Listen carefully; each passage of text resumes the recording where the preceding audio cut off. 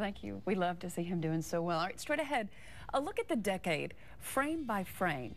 We've got an interview coming up with a photographer, a man who has an eye for a moment and a particular knack for finding them. We're back after this. You're watching Fox 13's Good Day in high definition. And welcome back. It's 8:47 now on your Monday morning. We thank you for waking up with Good Day here. You know, a lot of us got those Christmas cards over the holiday with all of the friends we haven't seen in a lot of years. We've seen their kids. We're catching up with them. And we look at those photos and we mark the time. We know how hard it is to get those photos, and we know how glad we are when we get just one good one.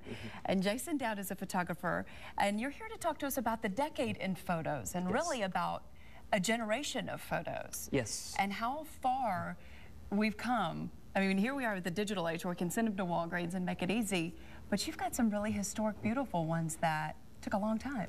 They did. Basically what I have here is just about one of every type of photo that we have out here. This one was a daguerreotype, which was it has a more silver, black and white type of feel. Basically early 1800s for that one. Okay, I don't know if you can see this, but it's just beautiful. It really is. So these are the old ones, and you probably have some pictures of your own ancestors, your own relatives of pictures like this. But this is the interesting one, and you said that she's leaning on something here in this photo because it took so long for the exposure. That's what they would do. They would try to help you, hold, like in this case, she's got to be held like this with her chin. And that could take up to 5 minutes to get that type of exposure. So forget about the 1, 2, 3, say cheese. Exactly. And what they would also do sometimes is prop you up behind your neck, so you didn't want to smile for a long time. It was easier to just hold a natural pose. So Jason, you brought some pictures for us to look at too, and let's just take a look at the first one that we have. We have Norma Jean, we have pecan trees. Now what's this one called? This one's just a bridge that I took. I called it Bridge Over Troubled Waters. But that one actually is up in Georgia, up in Crawford County. And let's take a look at the next one we have here. That one is Norma Jean. I took that picture with her at her house, and that actually is just around the corner from Franklin Street where I took it, and it actually kind of looks like an LA setting. Wow. So I imposed her onto that. That's very cool. And this one? That was a pecan tree that I took up in Georgia.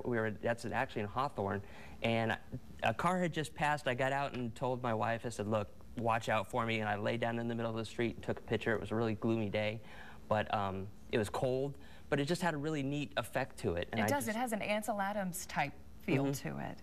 All right, let's look at the next frame here. Lighthouse. St. Augustine. Gorgeous. I love St. Augustine Lighthouse. It has a lot of history to it, and it actually kind of defines that whole area of the beach with that lighthouse. So that's one of the reasons why I took it. When we look back at some of the photos that have really marked time, and what defines for you, what makes a historic photo? A historic photo to me is the generation with it and what it captured back then.